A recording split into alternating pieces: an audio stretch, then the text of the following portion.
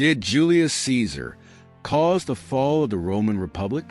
Welcome to AI Future Past, where we uncover the turning points of history and the people behind them. Today, we're tackling a question that's been debated for centuries. Did Julius Caesar cause the fall of the Roman Republic?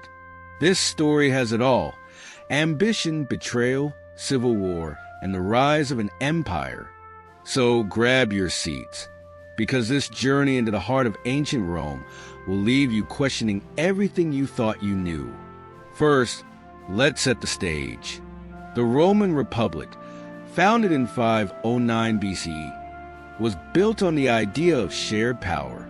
It was governed by a complex system of checks and balances, with elected officials like consuls and senators ensuring no single person could dominate.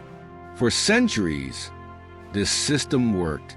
Rome expanded its territory, built its legendary legions, and became a Mediterranean superpower. But by the time Julius Caesar entered the scene in the 1st century BCE, the Republic was already showing cracks. Here's where the story gets juicy. Julius Caesar wasn't born into immense power. He came from a patrician family, yes, but they weren't particularly wealthy. Yet Caesar had something no one else could match: ambition. He climbed the political ladder with relentless determination, using charm, military brilliance, and political savvy to outmaneuver his rivals. By 60 BCE, Caesar joined forces with two other powerhouses, Pompey the Great and Crassus, to form the First Triumvirate, a political alliance that effectively bypassed the Republic's traditional checks and balances. Now, let me ask you this: is it still a republic when a few men hold all the power? This alliance allowed Caesar to secure a governorship in Gaul, where he achieved stunning military victories and amassed immense wealth. But his success came at a cost. Back in Rome, senators grew increasingly uneasy about Caesar's growing influence. They feared he was becoming too powerful, too independent, and dare we say it, too dangerous. Here's a hook for you. Caesar's rise wasn't just about military conquest.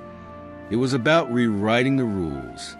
During his campaigns in Gaul, Caesar wrote detailed commentaries that not only celebrated his victories, but also positioned him as a hero of the Roman people. These writings, distributed widely, made him a household name. While his enemies whispered about his ambitions, the people of Rome cheered his name. But cracks in the triumvirate soon began to show. Crassus's death in 53 BC destabilized the alliance, and tensions between Caesar and Pompey escalated. The Senate, now aligned with Pompey, demanded Caesar disband his army and return to Rome as a private citizen.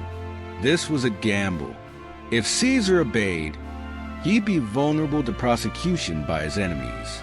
If he refused, he'd ignite a civil war. What would you have done in Caesar's place? In 49 BCE, Caesar made his choice. He crossed the Rubicon River with his army, a direct act of rebellion against the Senate. According to legend, Caesar declared, "The die is cast." By taking this step, he set the Republic on a collision course with chaos. Civil war erupted, and Caesar's forces ultimately triumphed. Pompey fled to Egypt, where he was assassinated. With no rival left to challenge him, Caesar returned to Rome as a hero and a dictator. Here's where the story takes a darker turn. Caesar's reforms as dictator were sweeping.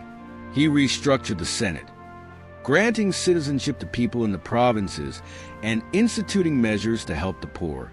But not everyone saw these changes as progress. To his enemies, Caesar's rule was the antithesis of the Republic's values. They saw him as a tyrant who had destroyed the delicate balance of power. So here's the million-dollar question: did Caesar destroy the Republic, or was it already doomed? Some historians argue that Caesar was more a symptom than a cause. By the time he rose to power, The Republic was riddled with corruption, inequality, and political gridlock. Wealthy elites dominated the Senate, while the common people felt increasingly disenfranchised. Civil unrest was rampant, and the Republic's institutions were struggling to keep up with the demands of a growing empire. In this view, Caesar didn't kill the Republic. He simply exploited its weaknesses. But let's not let Caesar off the hook entirely. His unprecedented concentration of power set a dangerous precedent by declaring himself dictator for life. He shattered the illusion that Rome could function as a republic. This alarmed many senators, leading to one of history's most famous betrayals. On March 15th, 44 BC, the Ides of March, Caesar was assassinated by a group of senators who believed they were saving the republic. But instead of restoring the old order, his death plunged Rome into further chaos. And here's the irony. Caesar's assassination didn't save the republic. It marked the beginning of its end. The power vacuum left by his death led to another series of civil wars. Eventually, Caesar's adopted heir, Octavian, later known as Augustus, emerged victorious. Augustus would go on to become Rome's first emperor, transforming the Republic into the Roman Empire. In many ways, Caesar's rise and fall paved the way for this monumental shift. So, did Julius Caesar cause the fall of the Roman Republic? The answer is as complex as the man himself. Caesar was undoubtedly a catalyst, but he was also a product of his time. The Republic's weaknesses made his rise possible, and his actions accelerated its decline. But perhaps the real lesson here isn't about Caesar alone. It's about the fragility of political systems and the dangers of unchecked ambition. Thanks for joining us on this deep dive into one of history's most pivotal moments. If you enjoyed this episode, don't forget to like, subscribe, and hit the notification bell. What's your take on Caesar's role in the Republic's fall? Was he a hero, a villain, or something in between? Let us know in the comments.